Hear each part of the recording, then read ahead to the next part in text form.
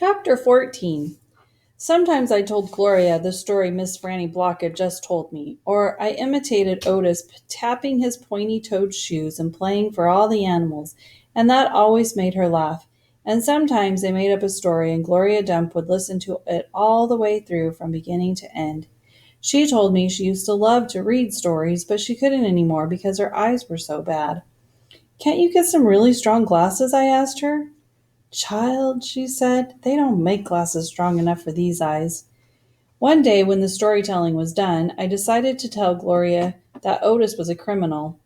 I thought maybe I should tell an adult about it, and Gloria was the best adult I knew. "Gloria," I said. "Mm-hmm," she said back. "You know Otis." "I don't know him, but I know what you tell me about him." "Well, he's a criminal. He's been in jail. Do you think I should be afraid of him?" "What for?"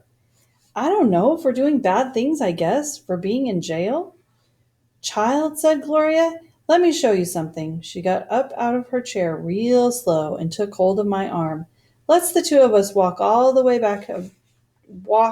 the back of this yard." "Okay," I said. We walked, and Winn-Dixie followed right behind us. It was a huge yard, and I had never been all the way back in it. When we got to the big old tree, we stopped. "Look at this tree," Gloria said. I looked up. There were bottles hanging from just about every branch. There were whiskey bottles and beer bottles and wine bottles, all tied with string, and some of them were clanking against each other and making a spooky kind of noise. Me and Winn-Dixie stood and stared at the tree, and the hair on top of his head rose up a little bit, and he growled deep in his throat.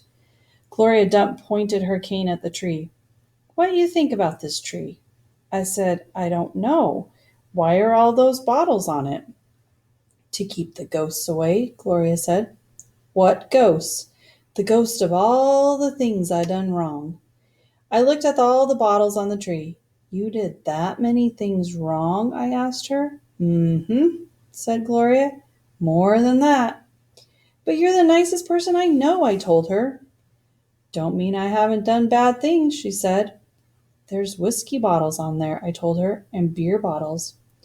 "Child," said Gloria Dump, "I know that. I'm the one who put 'em there. I'm the one who drank what was in them." "My mama drank," I whispered. "I know it," Gloria Dump said. "The preacher says that sometimes she couldn't stop drinking." "Mm-hmm," said Gloria again.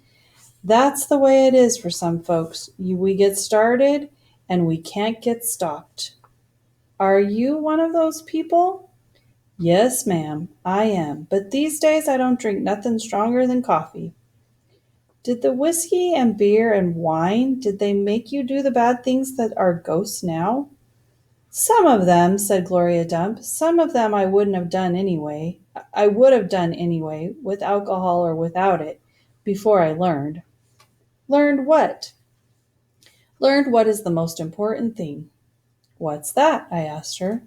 "It's different for everyone," she said. "You find it out on your own. But in the meantime, you gotta remember, you can't always judge people by the things they done. You gotta judge them by what they are doing now. You judge Otis by the pretty music he plays and how kind he is to them animals, because that's all you know about him right now. All right?" "Yes, ma'am," I said.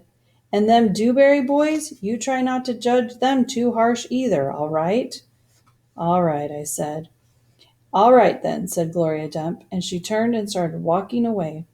Winn-Dixie nudged me with his wet nose and wagged his tail. When he saw I wasn't going, he trotted after Gloria. I stayed where I was and studied that tree. I wondered if my mamma, wherever she was, had a tree full of bottles, and I wondered if I was a ghost to her, the same way she sometimes seemed like a ghost to me.